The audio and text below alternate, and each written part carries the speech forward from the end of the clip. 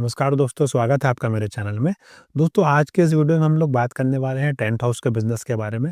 दोस्तों देखिए tent house का जो बिज़नेस है, 12 महीने चलता है, इसकी हमेशा डिमांड बनी रहती है। आपको पता ही है हर शादी-ब्याह में टेंट हाउस लगना ही लगना है और शादी-ब्याह में दोस्तों लोग बिल्कुल बढ़-चढ़ के खर्च करते हैं और आजकल ये खर्चा बढ़ता ही जा रहा है। पहले जितना लोग शादी-ब्याह में खर्च करते थे, वो अब और बढ़ गया है क्योंकि दिखावे का चलन है। लोग बिल्कुल उसमें अपना हाथ नहीं खींचते, बढ़-चढ़ के खर्चा करते हैं और टेंट हाउस का जो बिज़नेस है, वो सिर्फ़ शादी-ब्याह तक सीमित नहीं है दोस्तों।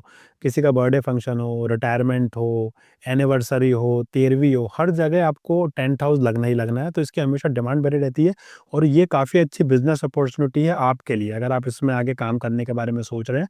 तो इस वीडियो में हम लोग डिटेल में बात करेंगे कि आप टेंट हाउस का बिज़नेस कैसे चालू कर सकते हैं, इसमें कितना कितना इसमें इन्वेस्टमेंट लगेगा, कितना आप इसमें अर्न कर सकते हैं, कैसे आप इसमें प्रॉफ़िट निकाल सकते हैं, कितना आपको इसमें स्टाफ चाहिए और भी जो बाकी सारी चीज़ें हैं वो हम डिटेल में बात करेंगे।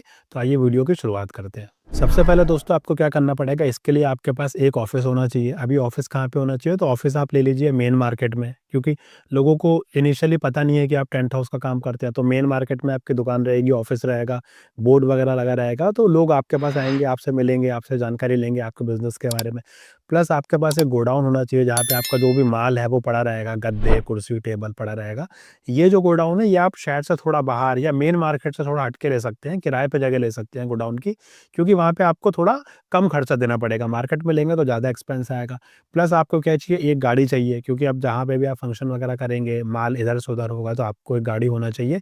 शुरू में आप चाहें तो किराए की गाड़ी ले सकते हो और जब आपका काम पड़ जाए तो आप खुद की एक गाड़ी भी खरीद सकते हैं। अब अगर हम लोग दोस्तों ये बात करें कि इस बिज़नेस को करने में आपको कितना इन्वेस्टमेंट लगेगा, तो दोस्तों देखिए टेंट हाउस का बिज़नेस कई तरीके से किया जा सकता है। अगर आप लोग सिर्फ़ टेंट का काम कर रहे हैं तो इसमें क्या होगा, गद्दे, तकिया, कुर्सी, टेबल और कुछ पर्दे वगैरह हो गया, ये बेसिक आइटम रहेगा। तो अगर आप सिर्फ़ यही वाला काम करते हैं तो आप इसको 4 से 5 लाख रुपए में शुरू कर सकते हैं। लेकिन आपने भी दोस्तों देखा होगा आजकल जो टेंट का काम करते हैं वो इसमें कई सारी चीज़ें और भी करते हैं। कैसे, आपने देखा होगा जब हम किसी के यहाँ जाते हैं, टेंट हाउस वाले के यहाँ शादी वगैरह फंक्शन की बात करने के लिए, तो वो लोग फूडिंग का भी काम करते हैं, वो लोग खाने का भी काम करेंगे, लाइटिंग का भी काम करेंगे, इवन जयमाला तक का भी काम वो लोग करते हैं। वो आजकल एक आप ऐसा समझ लीजिए कि टेंट वाला एक इवेंट मैनेजर की तरह हो गया है। वो पूरा आपका शादी का फंक्शन ऑर्गेनाइज़ करेगा। खाने-पीने से लेके, रहने से लेके और हर चीज़ जयमाला तक एवरीथिंग सब उसमें इंक्लूड रहता है। तो अगर आप सब काम करेंगे तो आपका खर्चा बढ़ जाएगा। जैसे अगर आप लाइटिंग का काम करेंगे तो फिर उसमें जनरेटर वगैरह आ जाएगा, तो आपका खर्चा बढ़ जाएगा। अगर आप खाने का काम करेंगे तो बर्तन आएँगे, फिर आप हलवाई वगैरह रखेंगे तो उनकी जो आप सैलरी वगैरह दोगे, तो डिपेंड करता है। तो शुरू अगर आप सिर्फ़ टेंट का काम करेंगे तो 5-6 लाख रुपए, लेकिन बढ़ते-बढ़ते अगर आप सब कुछ करते हैं, टोटल आप शादी ऑर्गेनाइज़ कर रहे हैं, उस टाइप का काम करेंगे, तो 15-20 लाख रुपए तक दोस्तों इसमें आपका इन्वेस्टमेंट लगने वाली है।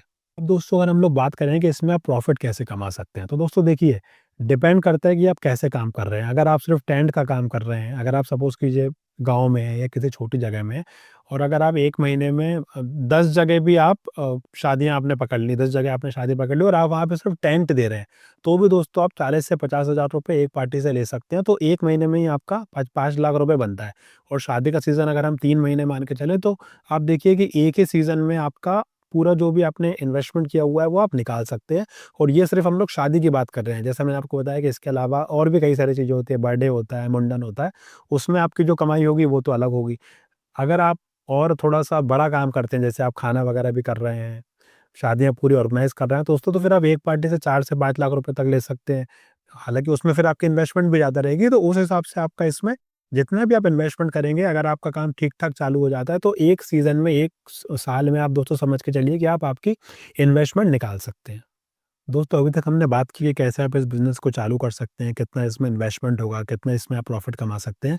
पर दोस्तों देखिए, ये जितना कहने में और समझने में आसान लग रहा है, उतना आसान है नहीं, क्योंकि इसमें आपको हर चीज़ ऑर्गेनाइज़ करनी पड़ेगी। जब आप पूरी तरीके से इस बिज़नेस में आ जाएँगे, आप पूरी शादी आप ऑर्गेनाइज़ करवाएँगे, तो आपको खाना-पीना भी देखना है, फिर आपको ये भी देखना है कि भैया गद्दे वगैरह जो गए हैं, वो सब साफ़ होने चाहिए, बर्तन वगैरह सब साफ़ होने चाहिए, कुर्सियाँ, टेबल्स कुछ ऐसा ना हो कि टूटा-फूटा कस्टमर के पास चला जाए, क्योंकि दोस्तों देखिए, कस्टमर ने आपको पूरी उसका जो शादी है उसका कॉन्ट्रैक्ट दिया हुआ है, अब उसके लिए वो फंक्शन बहुत इम्पोर्टेंट है।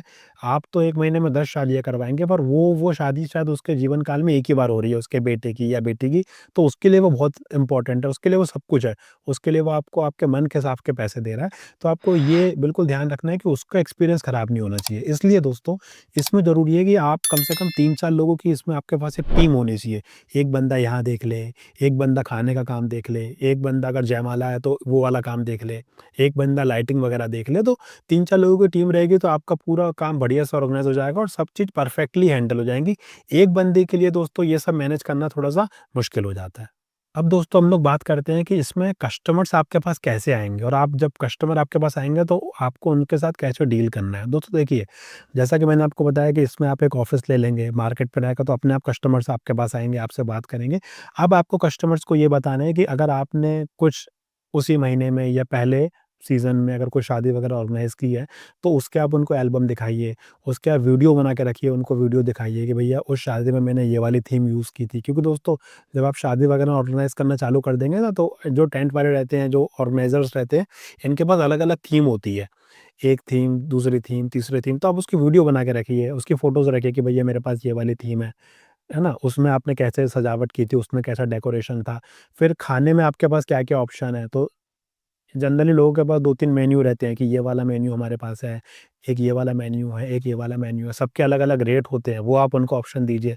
प्लस फिर आप उनको ये भी बताइए कि जैसे सपोज़ कीजिए कस्टमर ने आपसे बोला कि मेरे यहाँ शादी 20 दिन बाद है, लेकिन अगर आपका कहीं फंक्शन ऑर्गेनाइज़ हो रहा है आज या कल या 2 से 3 दिन में, तो आप कस्टमर को ऑफ़र कीजिए कि भैया यहाँ पे मैं एक फंक्शन कर रहा हूँ, आप यहाँ पे आइए और हमारा खाना खा के देखिए, हमारी सजावट देखिए, हमारा डेकोरेशन देखिए, तो इससे कस्टमर को कॉन्फिडेंस आएगा और फिर वो आपके साथ आगे काम करेगा। दोस्तों, इसमें आप शुरू में ये भी कर सकते हैं कि जब आप नया-नया काम चालू करें, जब आपके पास मार्केट में आपका ज़्यादा नाम ना हो, लोग आपको जानते नहीं हो, तो आप क्या कीजिए, आप होटल वालों के पास जाइए, जहाँ पे शादियाँ वगैरह ऑर्गेनाइज़ होती हैं, जिनके मैरिज हॉल हैं, गार्डन है, वहाँ पे जाइए, उनसे बात कीजिए कि भैया अगर आपके पास कोई पार्टी आती है, आपके पास कोई कस्टमर आता है इंक्वायरी करने, तो आप उनको हमारा नाम सजेस्ट कीजिए, ठीक है?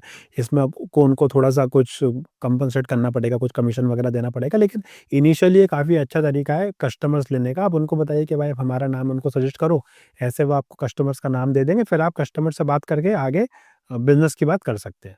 दोस्तों, इसमें आपको ये भी ध्यान रखना है कि देखिए ये जो बिज़नेस है ये पूरी तरीके से लोगों पे डिपेंड है दोस्तों। और देखिए, जैसा कि हमने आपको बताया कि जब भी कोई बंदा आपके यहाँ आता है कि भैया मेरी शादी का फंक्शन करवा दो, तो उसके लिए दोस्तों वो बहुत इंपॉर्टेंट इवेंट है। उसकी लाइफ़ का सबसे बड़ा इवेंट वो हो सकता है।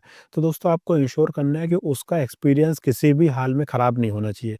क्योंकि अगर उसका एक्सपीरियंस ख़राब होगा, उसकी मतलब एक्सपीरियंस उसका अगर ख़राब होगा दोस्तों, तो फिर आपको आगे रेफ़रेंसिंग नहीं मिलेगी, आपको आगे काम नहीं मिलेगा। वो कभी किसी को रेफ़र नहीं करेगा कि भैया इसके यहाँ से आप काम कराओ। वहीं अगर आप अच्छा काम कराओगे तो उसके आगे अगर उसके घर में कोई फ़ंक्शन होगा, उसके यार दोस्त कोई फ़ंक्शन करवाएँगे तो वो ज़रूर आपको रेफ़र करेगा। तो आपको ध्यान रखना है कि वो उसका जो भी फ़ंक्शन है वो काफ़ी अच्छे से हो जाए, स्मूथली हो जाए। आपको ये भी ध्यान रखना है कि जो आपके स्टाफ़ हैं, अगर जैसे हमने आपको बताया कि आपके जो हलवाई वगैरह हैं, जो फ अगर आप फूड काउंटर्स पे जो आपके स्टाफ वगैरह हैं, वो सब बहुत अच्छे से बात करें, बहुत अच्छे से कस्टमर से जो उनके गेस्ट आ रहे हैं, उनको हैंडल करें।